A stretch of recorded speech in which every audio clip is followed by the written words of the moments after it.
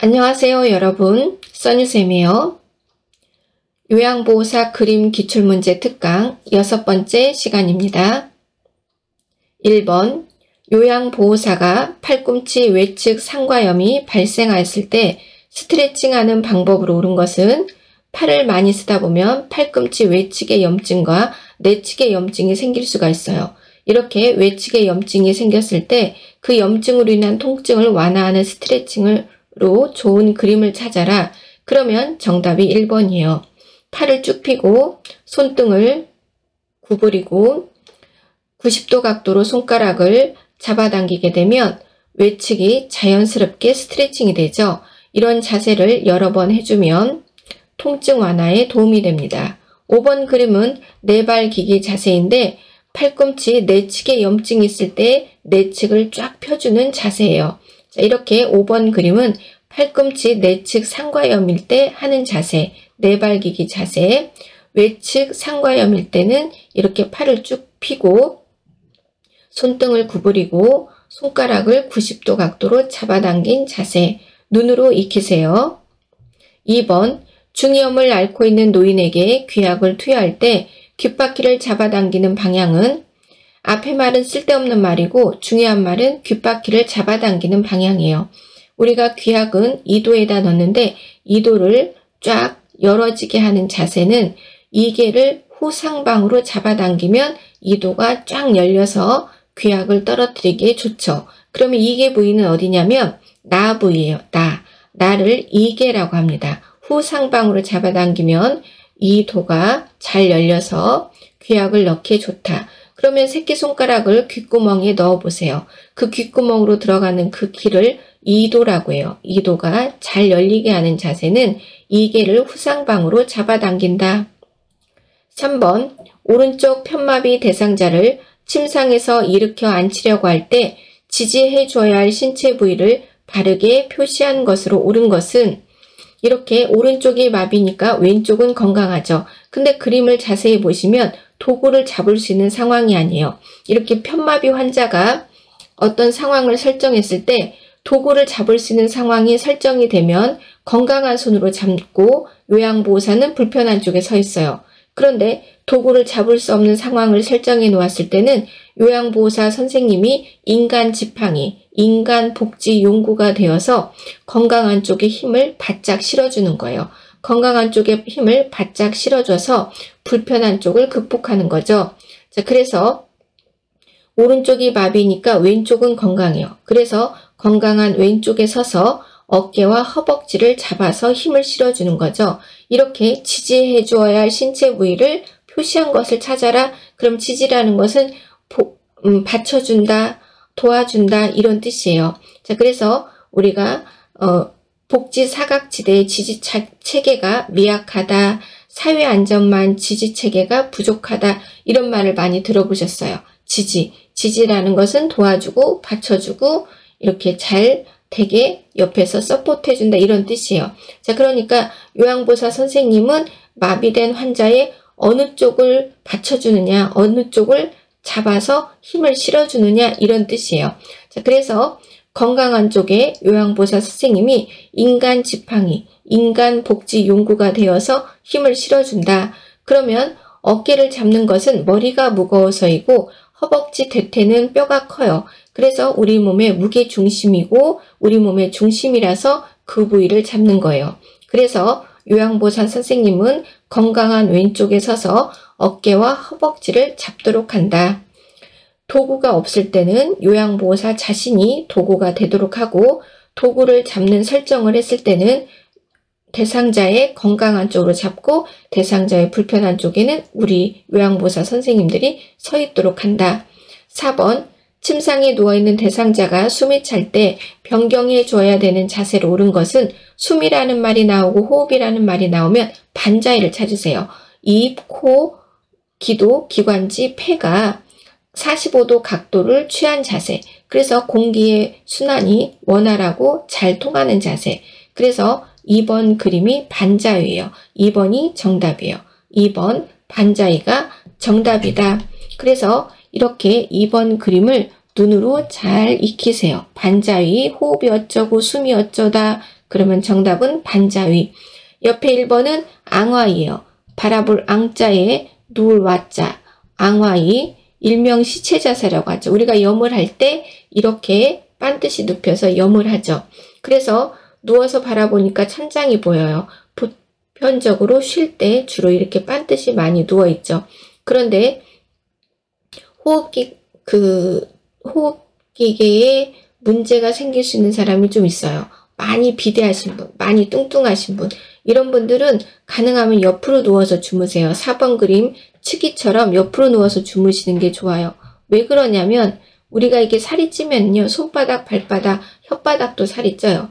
그래서 통통해진 혀가 우리가 이렇게 반드시 누워서 자고 깊은 수면을 자게 되면 혀가 더 뒤로 바짝 뒤로 밀려요. 밀리면서 숨을 쉬는 공기가 지나가는 기도를 막을 수가 있어요. 그래서 두꺼운 혀로 인한 기도 질식을 할 수 있기 때문에 비대하고 뚱뚱하신 분들은 옆으로 누워서 주무시는 게 좋다. 3번은 복이라고 하는데 배복자의 위치, 그래서 복부가 바닥으로 간 자세, 배꼽이 바닥에 닿은 자세, 등의 근육을 쉬게 해주거나 등에 상처가 났을 때 상처가 짓눌리지 않도록 하는 자세는 복이다. 그리고 5번은 직립 서 있는 자세인데 우리가 이게 걷기 연습하기 전에 먼저 서는 연습을 해요. 직립. 5번 왼쪽 편마비 대상자를 방바닥에서 휠체어로 이동시킬 때 휠체어의 위치로 옳은 것은 왼쪽이 마비니까 오른쪽은 건강하죠. 도구는 건강한 쪽으로 잡아요. 그래서 휠체어가 오른쪽에 있는 그림을 찾으세요. 가가 정답이죠. 그리고 이제 그림을 자세히 보시면 친절하게도 마비가 있는 왼쪽을 알 수가 있어요. 팔이 꾸부정하죠. 자, 그래서 왼쪽이 마비니까 오른쪽은 건강하고 도구를 잡을 수 있는 상황을 설정해 놨으니까 건강한 쪽으로 잡는다. 그래서 정답은 1번이다. 6번 노인장기 요양급여로 대여 및 구입이 가능한 복지용구는, 자, 대여와 구입이 동시에 가능한 것은 외우세요. 욕창 예방 매트리스예요. 욕창 예방 매트리스는 대여도 되고 구입도 될 수 있어요. 둘 다 가능한 복지용구 욕창 예방 매트리스다. 앞전에는 문제들이 노인장기 요양급여로 대여가 되는 용구를 찾아라 이렇게 됐어요. 그러면은 비싼 물건, 5개 중에서 비싼 물건을 찾으면 됐어요. 비싼 용구를 찾으면 됐고, 구입을 찾아라 그러면 5개 중에서 싸고 저렴한 복지용구를 찾으면 됐어요. 그런데 너무 잘 맞히니까 이제 문제가 한 단계 업그레이드 돼서 나왔어요. 그래서 대여와 구입이 동시에 되는 욕창 예방 매트리스가 요 근래는 문제에 잘 나오고 있죠. 자, 대여는 예전에는 비싼 물건을 비싼 그 복지용구를 갖다가 한 20% 정도만 본인이 돈을 내면 나머지 부분은 노인장기요양공단에서 다 보조를 해줘서 내 물건이 됐어요. 그런데 그것을 남용을 하고, 그리고 또 이제 자신이 싸게 샀으니까 팔아먹기도 하고 이러면서 너무 고갈이 됐어요. 그래서 이제 대여로 묶어놨고, 그리고 이제 저렴한 비용을 좀 지불하면 살 수 있는 물건들과 그 다음에 대여가 되는 걸로 이제 구분을 해놨죠. 초창기가 좋았어요. 우리가 그렇게 막 지나치게 남용하지 않았으면 그대로 갔을 텐데, 남용하고 해서 이제 이렇게 항목들이 세세히 브레이크가 걸리게 된 거예요. 자, 1번은 자세 변환용 쿠션인데 이것은 싸니까 구입이고, 안전손잡이도 싸니까 구입이고, 보행기도 싸니까 구입이고, 목욕의자도 싸니까 구입이에요. 등급을 받아서 집에서 서비스를 받고 있는 재가 대상자들이 이 재가 복지용구를 또 이용할 수 있죠. 시설에 계시면 모든 것을 다 갖추고 있기 때문에 필요가 없어요. 그런데 등급을 받아서 내가 집에서 서비스를 받는다? 그런 분들에게 해당이 되죠. 1년에 한 160만 원 정도 선에서 대여와 구입을 다 할 수가 있어요. 그래서 예를 들어 10월 말일자로 내가 160을 다 소모했다? 그러면 다음 해를 기다리시면 돼요. 1월 1일 2일자가 되면 다시 160이 이제 충전이 되는 거죠. 그리고 등급을 받으신 분들은 가능하면 이렇게 복지용구를 사용하세요. 많이 사용하세요. 예를 들어 5등급, 4등급을 받았다. 이제 아끼지 마시고 그냥 많이 쓰세요. 대여받을 수 있는 건 대여도 받고 구입할 수 있는 것도 구입을 하세요. 이런 데이터들이 모아서 1년 뒤에 이제 다시 재평가를 할 때, 아, 이분이 이렇게 일상생활을 스스로 할 수 없어서 이런 많은 복지 용구를 사용했구나, 이런 것도 평가에 도움이 돼요. 그리고 서비스를 이용하라고 마음껏 쓰라고 이렇게 등급을 준 거고 받은 거니까 쓰세요. 아끼지 마시고. 등급을 처음에 이게 받기가 굉장히 어려워요. 그런데 등급을 받고도 서비스를 받지 않는 분들, 세세한 서비스를 이용하지 않는 분들이 많은데 세세한 서비스를 자세히 문의하셔서 받을 수 있는 서비스는 다 받으세요. 받은 서비스들이 다 데이터가 되고 다음에 이제 등급을 5등급에서 4등급이 되고 4등급에서 3등급이 될 때 그 중요한 서류적인 중요한 객관적 자료가 되니까 서비스를 이용하시는 게 이용하지 않는 것보다 낫다. 7번, 다음 중 도마와 칼이 한 개밖에 없을 경우 식재료를 준비하는 순서로 옳은 것은 병원에서는 깨끗한 것은 깨끗한 거, 더러운 건 더러운 거, 소독한 건 소독한 거, 끼리끼리 쓴다고 했어요. 그리고 우리가 닦을 때 규칙, 깨끗한 쪽에서 더러운 쪽, 깨끗한 걸 신고 마지막에 더러운 걸 씻는다. 도마도 마찬가지예요. 칼과 도마를 사용할 때도 일반적으로 제가 서비스 나가는 어르신들의 집에 대체로 칼이 하나, 도마가 하나죠. 그런데 요양보호사 선생님이 마트에 가서 야채도 사고 소돼지도 사고 생선도 사고 닭고기, 오리도 샀어요. 자, 이랬을 때 칼 하나, 도마 하나인데 어떤 순서로 지혜롭게 사용을 했느냐, 이런 그림이에요. 자, 그래서 깨끗한 쪽에서 더러운 쪽으로 사용한 그림을 찾으세요. 3번이죠. 먼저 야채를 쓰고 소돼지를 자르고 그 다음에 생선을 자르고 마지막으로 가금류를 잘라요. 그래서 닭이죠. 그런데 진짜 원칙은 야채용, 고기용, 생선용 이렇게 따로따로 있어야 돼요. 칼도 따로, 도마도 따로. 그런데 대체로 요양 서비스 나가는 어르신들 집에 가면 칼 하나, 도마 하나예요. 근데 거기다 대고 어르신 사실은 야채용, 고기용, 생선용 이렇게 도마도 3개, 칼도 3자루 있어야 되는데요. 이렇게 하나씩만 있으면 좀 그러네. 이렇게 말을 하면 할머니가 너 가! 너 나가! 그래요. 자, 그래서 칼 하나, 도마 하나를 적절하게 사용하는 방법. 깨끗한 쪽에서 더러운 쪽으로 자르도록 한다. 8번, 다음과 같이 표시된 셔츠를 세탁하는 방법은 약 30도씨 중성, 그러면 4번 30도씨 물에 중성 세제를 넣어 세탁기로 약하게 세탁하는 그림을 그려놓은 거예요. 자, 그런데 우리가 대체로 중성 세제로 세탁하는 의류는요, 좀 비싼 거, 그런 것들이 중성 세제예요. 우리 60조의 사람의 몸에서 나오는 모든 분비물은 액체와 고체로 되어 있어요. 액체 아니면 고체. 이렇게 땀, 소변, 그 다음에 피, 고름, 이런 액체들, 그 다음에 대변, 코딱지, 피딱지, 이런 것들, 이런 우리 몸에서 나오는 모든 것들은 다 단백질 성분이다. 그러면 단백질을 녹이는 방법은 2가지예요. 강력한 산성이거나 강력한 알칼리일 때 단백질이 분해가 돼요.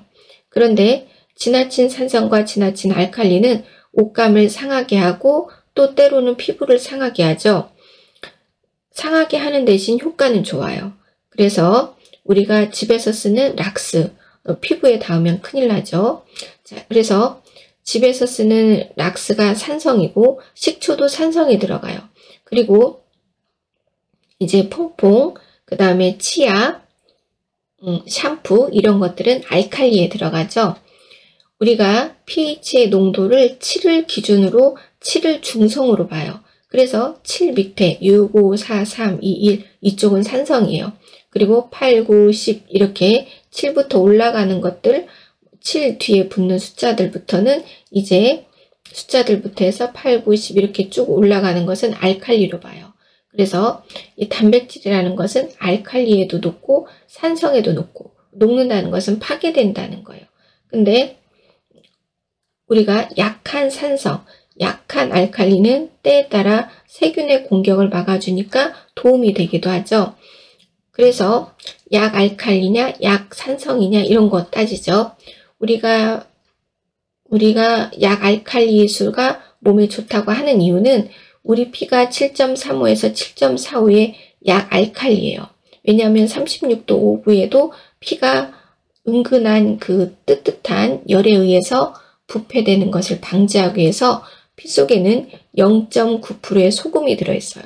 0.9%의 소금이 들어있어서 그 짭짤한 연기 때문에 약 알칼리예요. 그러니까 같은 비슷한 약 알칼리를 먹어주는 게 적혈구가 파괴되지 않으면서 우리 몸의 밸런스를 깨지 않으니까 좋아요. 근데 저는 개인적으로 물이 좋아요. 그 포카리 스웨트 같은 거를 별로 좋아하지 않아요. 저는 토종이라 입에서 좀 거부하는 편이죠.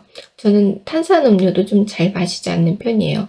물이나 커피, 그 둘 중에 하나만 마시거든요. 자, 그래서 우리가 집에서 쓰는 그 세제 중에서 치약도 일종의 세제라고 보시면 돼요. 치약이 가장 강력한 알칼리예요. 왜냐하면 치아에 끼는 프라그라는 그 단백질은 결집력이 대단히 단단하기 때문에 칫솔을 사용해서 치약이라는 강력한 알칼리로 막 문대야 돼. 그래야 떨어져 나가요. 그러다 보니까 치약이 가장 강력한 알칼리예요. 그래서 우리가 칫솔질을 하고 나면 입안을 좀 깨끗이 많이 헹구셔야 돼. 많이 헹구시고 가장 좋은 건 마무리를 할 수만 있다면 녹차를 티백을 담근 것을 마지막 코스에는 이 녹차를 입에 물고 이렇게 좀 한 몇 초, 한 3, 4초 이렇게 머금은 다음에 뱉어내는 거. 그래야 그 치약으로 인한 나쁜 성분을 좀 그나마 좀 입안에서 제거할 수가 있죠. 안 쓸 수는 없으니까. 그래서 예전에 조상님들이 우리 치아를 무엇으로 닦았냐면 소금으로 닦았어요. 왜 그러냐면 소금은 짜기 때문에 알칼리죠. 좀 높은 알칼리예요. 그러다 보니까 이 프라그가 제거가 됐어요. 그러니까 요즘엔 다시 또 죽염치약이니 소금치약이 나오죠. 그러니까 예전 조상님들이 미개했던 건 아니야. 미개하진 않았고 나름 생활의 지혜가 많이 있었던 거죠. 자, 9번 대상자의 파란색 난방을 세탁한 후 건조해야 되는 세탁 표시로 오른 것은 파란색이니까 그늘에서 말리는 게 좋겠죠. 그래서 그늘에서 옷걸이에 말린 그림을 찾으세요. 5번이죠. 그늘에서 옷걸이에 걸어서 말리기. 이렇게 빗금 부분을 우리는 그늘이라고 약속을 했어요. 그리고 이렇게 반짝이는 것을 태양으로 약속을 했어요. 10번 방문 요양 서비스를 하러 간 요양보호사가 의식이 없는 대상자를 발견했을 경우 가장 먼저 실시하여야 될 심폐소생술을 옳은 것은 이 중에서 1순위를 찾으라는 거죠. 혼자 쓰러진 환자를 발견했을 때 가장 먼저 해야 되는 것은 도와주세요 하고 도움을 청하는 거예요. 심폐소생술을 순서대로 진행하기보다는 가장 먼저 도와주세요 해서 도와줄 사람을 데리고 온다든가 도와줄 곳에 연결을 먼저 하는 것이 1순위다. 그 다음에 이제 여보세요, 정신 차려 보세요. 정신을 못 차려? 그러면 이제 그쵸? 가슴을 두르고 인공호흡하고 이런 순서가 이제 들어가죠. 가장 1순위는 도와주세요, 도와주세요 라고 도와줄 사람을 찾는 거고, 그리고 이제 119에 전화하는 거죠. 도와달라고 하니까 사람이 전화하죠. 그런데 우리가 이제 다 배웠고 알지만 응급한 상황에 청하면 이렇게 돼요. 112에 전화해서 여보시오, 그 119가 몇 번이요? 이렇게 돼요. 그래서 우리 요양보 선생님들 혼자 이런 위험한 환자를 발견했다 하더라도, 우리 일반적인 사람을 다 발견했다 하더라도 당황하지 마시고 119에 전화하시고 도와주세요 라고 도움을 청하도록 한다. 그러면 다음 시간으로 이어지도록 하겠습니다. 수고하셨습니다.